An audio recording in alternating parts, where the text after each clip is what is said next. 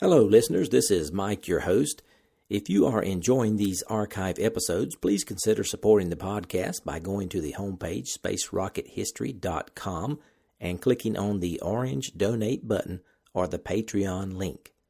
Hopefully, with your support, I can continue to release these archive episodes. Thanks.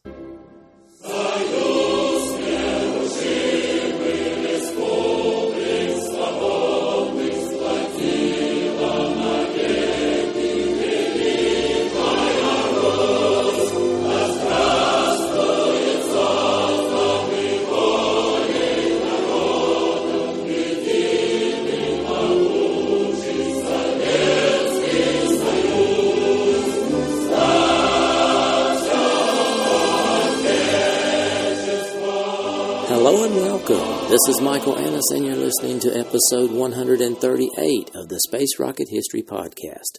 And now, Soyuz Test Flight number 3. I recommend you listen to episodes 96 and 97 before you listen to this episode. The Cold War rages on. The space race is heating up. The prize is the moon. The Soviets are committed to a circumlunar flight on or before the 50th anniversary of the glorious October Revolution. That is, October 1967. But the Soviets are not ready. Recapping from episodes 96 and 97, the first Soyuz test flight of a 7K OK spacecraft was a catastrophic failure. Due to negligence, the attitude control system malfunctioned and used all of its fuel before a rendezvous could be attempted, and also before the rendezvous rocket could be launched. When the Soviets attempted to return the first Soyuz to Earth, the vehicle's self-destruct system activated because it was unable to make a landing in the Soviet Union.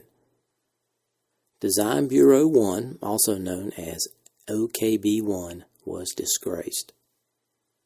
The second Soyuz test flight of a 7K OK spacecraft exploded on the launch pad. During a launch attempt, a strapped-on engine failed to ignite, which stopped the launch. But the tower escape rockets fired, saving the descent module, but igniting the fully fueled carrier rocket. It was a spectacular failure, and one member of the ground crew lost his life. Design Bureau 1, OKB-1, was disgraced again. Keep in mind that the Soyuz 7K OK was meant for Earth orbit, while the 7K L1 was meant to go to the moon. OKB-1 was responsible for both vehicles.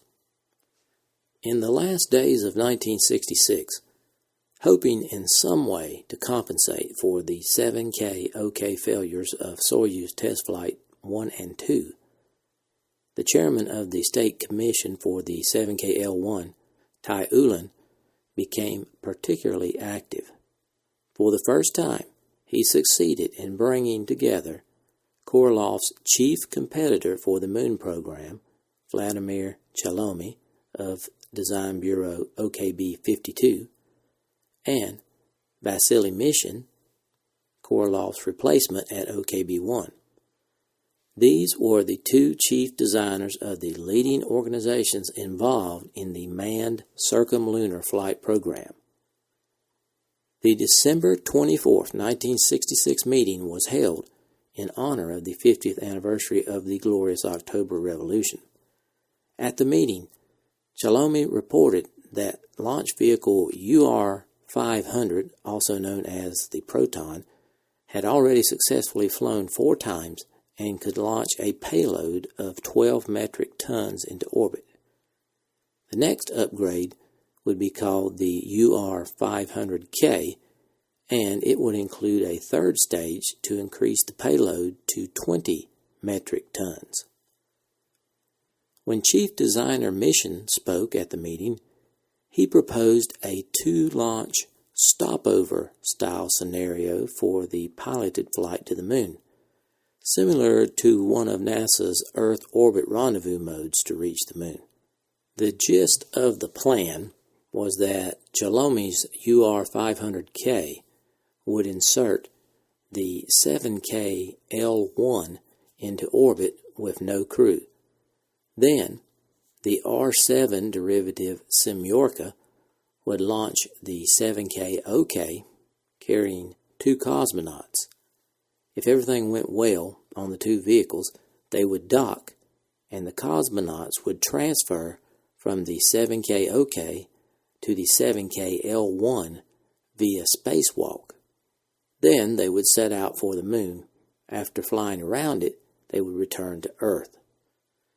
Now, this was a complicated scenario for the Soviets, especially considering they still hadn't had a single successful flight of an unpiloted 7K OK vehicle or of the UR-500K launch vehicle. They had never executed a rendezvous or a docking, and they still had no docking version of the vehicle. Yet, they were deciding that 2 cosmonauts would fly around the moon no later than 10 months from the present, to coincide with the October anniversary. Boris Chertok, Chief of Controls at OKB-1, spoke up and said that to promise a flight like that before the anniversary holidays was pure folly. Vladimir Barman, the designer of the rocket launch complexes, spoke out emphatically in favor of a direct flight of the UR-500K without the stopover scenario, but under the condition that there would be at least 4 preliminary unpiloted flights. Nikolai Palyuchin, chief designer of rocket guidance systems, who actually had a stake in the flight development of the 3rd stage of the control system and the L1 itself, supported Barman's direct flight plan to the moon. After some debate, State Commission Chairman Tyulen gave instructions to work through both options. Just 1 week later, Chairman Tyulen convened a second meeting of the State Commission simply to verify readiness for the first unmanned launch of a simplified version of the 7K L1 on the UR-500K. Chalomey, Mishin, Barman, Palyuchin reported on the readiness of the UR-500K, the first 7K L1, the launch pad, and control systems for a launch between January 15th and 20th, 1967. Radio guidance specialists Ryansky and Spitza announced that 100 million rubles was needed to be allocated to re-equip the command and measurement complex. The head of cosmonaut training, General Kamanin, reported that as of the new year 1967, his group was starting to train crews for the 7K L1 vehicles, regardless of their readiness. After the meeting, Boris Chertok, Mishin, and project manager Bushayev dropped by Commission Chairman Tyulen's office to have a private conversation with him and hopefully to get his support for OKB-1's long-range plan for the Soyuz 7K OK launches. Tyulen said that Chalomey had been very actively pushing his own version of a direct flight lunar landing expedition. The draft plan of the super heavy UR-700 rocket with new engines designed by Glushko would allow the possibility to lift up to 140 metric tons into near-Earth orbit. The Soviets believed this was equivalent to the U.S. Saturn V. An expert commission had checked the plans and could find nothing wrong in the design. But there was the problem that construction was already underway at the firing range for the N1. Hundreds of millions of rubles had already been spent, and everything would have to be started all over again if they decided to use the UR-700 carrier rocket. Smirnov, the chairman of the Council of Ministers and member of the Central Committee, was not supporting Chalomy's plan. The Minister of Machine Building, Afanasyev, was wavering, as was Keldysh, the president of the Science Academy. Much would depend on how well things went with OKB-1. Furthermore, Tyulen said that if we don't manage to pull off a circumlunar flight before the October holidays, then manned Soyuz 7K-OKs must successfully dock by then. Only this will alleviate some of the discontent at the highest levels of the government. Then, on January 27th, the events of Apollo 1 had their effect on the Soviet space program. These are the words of Boris Chertok, taken from his book, Rockets and People. Quote, "On January 27th, we were all shaken by the news of the death of the 3 American astronauts, Virgil Gus Grissom, Ed White, and Roger Chaffee. Rather than having died during spaceflight, they had burned alive on the ground during a training session inside the Apollo spacecraft, which was sealed up according to procedure. The spacecraft had been installed on the Saturn 1B launch vehicle. The American media did not skimp in describing the details of the tragedy. Pure oxygen was used for breathing in the Apollo life support system. A spark generated by one of the instruments caused the flammable plastic material to ignite in the atmosphere of pure oxygen. The astronauts burned and suffocated. Attempts to quickly open the hatch from the inside failed, and for some reason, help from the outside was delayed. NASA leadership was subjected to extremely harsh criticism. We decided we needed to immediately prepare a finding stating that this could not happen on our spacecraft. In fact, the atmospheric conditions in our life support system corresponded to ordinary air. But fires also happen in ordinary atmosphere. For the upcoming launch, we didn't have time, but for subsequent launches, material engineers received a joint assignment with firefighting specialists to prepare a report about all the materials used inside the vehicles from the standpoint of their fire safety. Of the 3 astronauts who burned to death, 2 had already been in space. Judging by the press reports, America was in shock, and the launch dates for the next Apollo were postponed for an unspecified period of time. The disastrous Soyuz test flight number 2 and the American tragedy prompted the development of additional safety measures. We swore to implement many of the sensible measures proposed before the next piloted launch. A great deal of work was done so that the emergency escape system would be rendered harmless. Experimental operations performed by Bushayev and my departments together with the parachute specialist, gyroscope specialist, and solid propellant engine specialist enabled Bushayev and me to issue a summary finding. We argued that in the event of an emergency at the launch site, activation of the emergency escape system had to be authorized from the bunker. Meanwhile, the parachute system would activate at an altitude of at least 800 meters, and the landing range would be from 100 to 170 meters from the launch site. The descent module used on Soyuz Test Flight 2 actually touched down 300 meters away. End quote.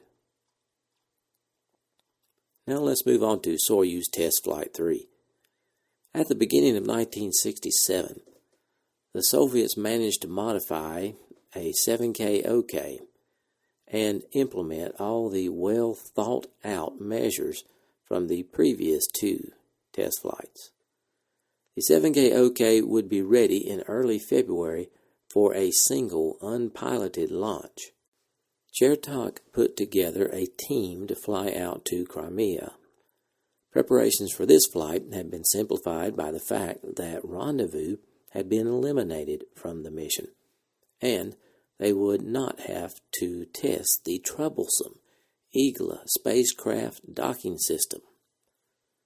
On February 6, 1967, at T-minus 4 hours, just before launch, the firing range informed the control center to stand down for 24 hours.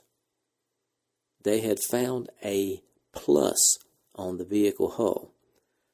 Now, a plus or minus short-circuiting of the vehicle's electrical grid to the hull was determined by a special indicator at the 11N6110 station located in the bunker. The testers hated this indicator because the illumination of the red hull indicator light was not a very rare event, and searching for the specific site of the short circuit took a lot of time and disrupted the launch preparation schedule. On the next day, February 7th, at 6:20 hours Moscow time, Soyuz 7K OK test flight number 3 lifted off. After it was determined that it had successfully entered into orbit and it could no longer be kept a secret, it was given the name Cosmos 140. Immediately, the situation at the command center could not have been more intense. The first assignment was to verify the transmission of commands to the spacecraft, run tests of the attitude control system using the 45K star tracker, check out the power supply system, and then check out the approach and correction engine unit and the backup correction engine. A group of cosmonauts arrived from the firing range along with Kamanin. They were candidates for the future piloted flights. Even Gagarin was there because he was a member of the main control group. Up until the 3rd orbit, it seemed that everything was proceeding normally. Mishin and Kerimov, the head of the Central Directorate of Space Forces, heard the good report and decided to fly to the launch site in Yevpatoria. Of course, when the bosses decide to visit, things start to go wrong. The trouble started during the 4th orbit.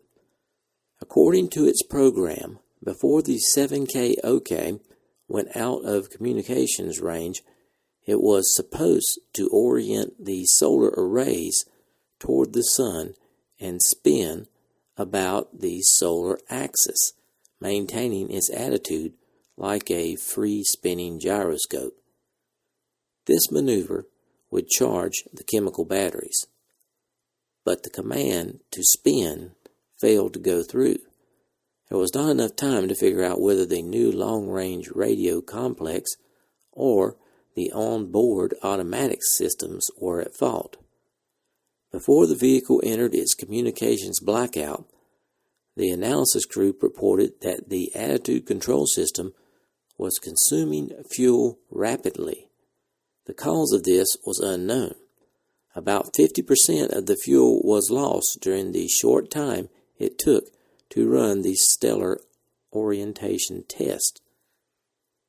The optics specialist could not determine whether the 45K star tracker system had found the correct star to set up orientation, or whether it had locked on to some other point of light. At this time, the control room erupted into chaos.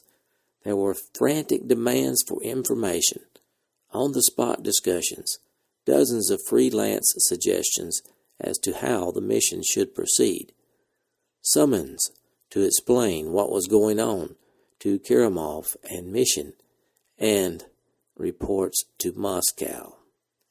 After heated discussions, a decision was made to attempt to increase the spacecraft's altitude before the electrical power was exhausted, in order to prevent it from plunging into the atmosphere. The orbit needed to be boosted, and this would require firing the approach and correction engine unit. If stellar orientation wasn't working, then the backup ionic orientation would have to be used. During the next orbit, the correcting engine was fired, and the craft was raised to an orbit high enough to last a month. The next task was to return the Soyuz to the ground safely. The control group decided to try to get the Soyuz to spin on the Sun again using the 45K solar star tracker, but once again it failed to spin. This was particularly confusing to the control group. They knew that any flare of light could interfere with the stellar orientation system, but they were trying to lock onto the Sun. How could the Sun be blocked out? Had this been a manned flight, the cosmonaut could have made the maneuver if the automatic system failed. This was a fact that Gagarin was happy to point out to the control teams.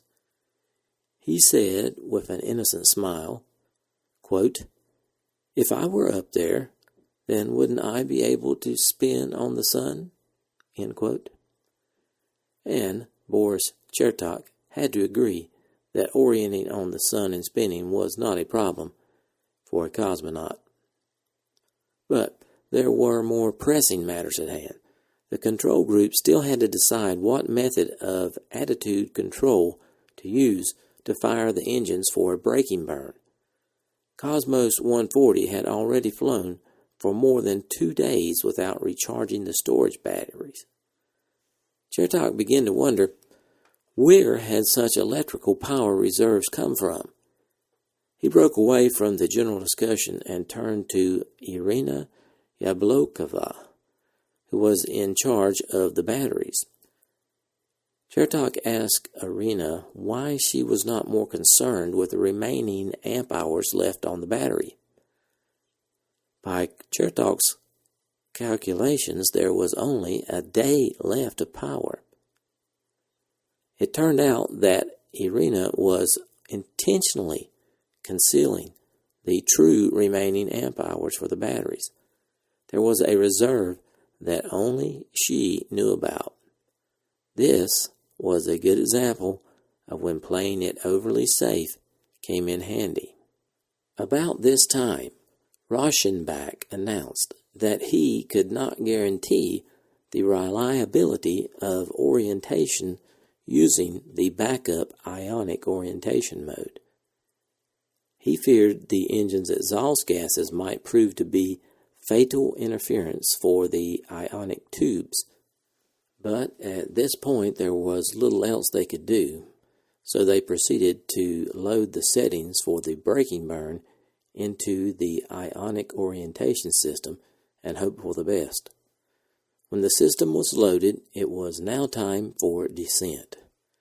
During the descent, telemetry from the spacecraft reported that the integrator had shut down the engine. The engine had fired for the calculated length of time. Separation took place and the descent module switched over to power from its own autonomous battery. But on the descent trajectory, the ground didn't receive any signals. After the calculated touchdown time, weak signals began to come in, not from the expected landing area, but from the vicinity of the Aral Sea. At first, the controllers didn't believe it, but after 4 hours, the spacecraft really was detected on the ice of the Aral Sea. While they were analyzing the results of all the pre-launch recordings in Yevpatoria, they received the news that the spacecraft had sunk. Only the parachute remained on the ice. Someone at launch control shouted, quote, "That's because it's a shame that it missed the calculated landing point by 500 kilometers," end quote. But the controls group was not amused.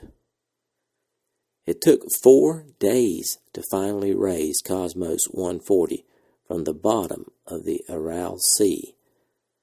On February 16th, the State Commission convened to review all the data of the flight. It turned out that a hole formed in the bottom of the spacecraft during its descent into the atmosphere. The burn-through occurred because the heat shield had been damaged during the installation of a temporary cap. If this had happened on a piloted spacecraft, the crew would have died without spacesuits. Even with spacesuits, death would still be possible if incandescent gases burst into the descent module through the hole in the front shield. The State Commission formed a working group to investigate all the troubles that occurred with regard to the control system. OKB-1 was once again disgraced.